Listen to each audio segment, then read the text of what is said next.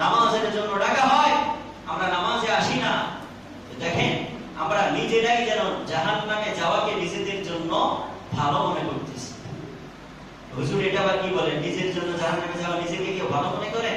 আমি একটা প্রমাণ দলিল দিলে আপনারা ঠিকই বুঝবেন। দেখেন এই কয়েকদিনের ভিতরে আমি এটা চিন্তা করেছি, নামাজের যখন আজান হয়ে যায়, নামাজের 10 মিনিট আগে মসজিদে এসি ছাড়া হয়, মসজিদে এসি চলে, মসজিদ ঠান্ডা হয়ে যায়, অনেক আরাম থাকে।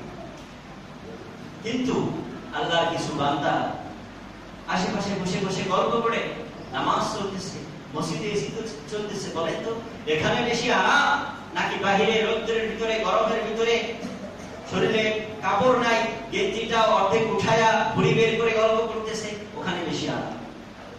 বলেন মসজিদে বেশি আরাম না ওখানে? মসজিদে বেশি আরাম। তাহলে একটু চিন্তা করে দেখেন, আমরা নিজেরাই যেন নিজেদেরকে জাহান্নামের জন্য প্রস্তুত করতেছি। এখানে আরাম আল্লাহ রাব্বুল আলামিন রেখেছে, মসজিদে গরম কম রাখছে, শীতল ঠান্ডা রাখছে, কিন্তু আমরা এখানে আসতে পারতেছি না, আমরা ওই গরমের ভিতরে ঘুরিবার করে বসে গেছি।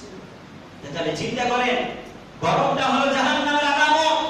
আমরা গরমকে নিজের জন্য পছন্দ করতেছি আরামের চাইতে।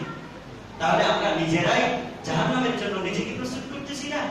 একটু চিন্তা করার বিষয়, একটু ভাবার বিষয় যে আমরা কোন দিকে যাইতেছি, দেশ কোন দিকে যাইতেছে, পৃথিবী কোন দিকে যাইতেছে। পৃথিবী চলবে অন্য কিছুর মাধ্যমে নয়, পৃথিবী চলবে হলো বান্দার আমলের মাধ্যমে। বান্দার আমল যদি খারাপ হয়, পৃথিবী খারাপ হয়ে যাবে। বান্দার আমল যদি ভালো হয়, পৃথিবী ভালো হয়ে যাবে। হযরত আদম আলাইহিস সালাম থেকে নিয়ে আজ পর্যন্ত পৃথিবী সাক্ষী, যখনই বান্দারা ভালো আমল করেছে, আল্লাহ পাক রব্বুল আলামিন বান্দাদের জন্য নিয়ামতের ভান্ডার খুলে দিয়েছে। কিন্তু যখনই বান্দা খারাপ আমল করেছে, আল্লাহ পাক রব্বুল আলামিন আসমানে আযাব, জমিনে আযাব, বিভিন্ন ধরনের আযাব দ্বারা মানুষদেরকে ধ্বংস করে দিয়েছে। ঠিক কিনা? আমরা কি চিন্তা করে দেখি, কি মনে করেছেন আল্লাহ পাক রব্বুল আলামিনের শক্তি নাই? আল্লাহ পাক রব্বুল আলামিনের শক্তি